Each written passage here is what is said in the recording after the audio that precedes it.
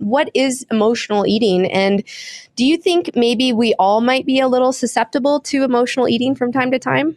Yes, absolutely. I feel like we're hardwired to have an emotional connection with food. Mhm. So, I mean, we started with, anybody was breastfed. I mean, that's a really special, beautiful experience where you bond with your mother through breastfeeding. And so I think it's just how we're wired.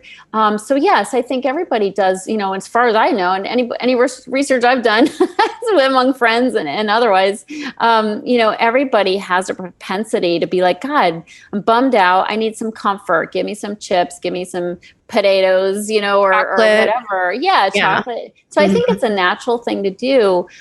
So what I really say to people is it's really a spectrum. So on the low end of the spectrum would be emotional eating, where we're all, we have it, like we have that ability to emotionally eat. And on the high end of the spectrum is food addiction.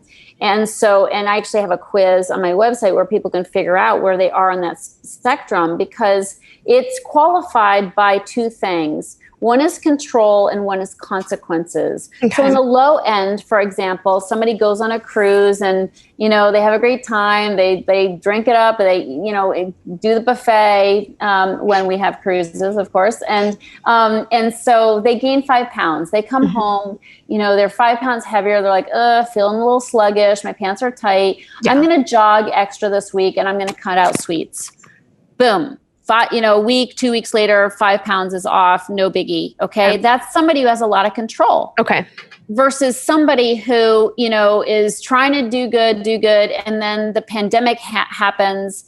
And I literally have talked to women who've put on 50 pounds in the pandemic, Mhm. because they just, all it took is that trigger, that like really severe trigger, obviously, Yeah. of the pandemic. And they're just going down the tubes and they just dive into the food and they don't stop. And just one thing leads to another, one day after the next, they're trying and trying, but they're falling down and they're just eating crappy food and Yeah. feeling crappy. And when you feel crappy, you don't want to exercise. So you just, it just progresses downward in a spiral. So that's somebody who's really addicted, where it has a lot of negative consequences. So that's where that, lack of control Okay.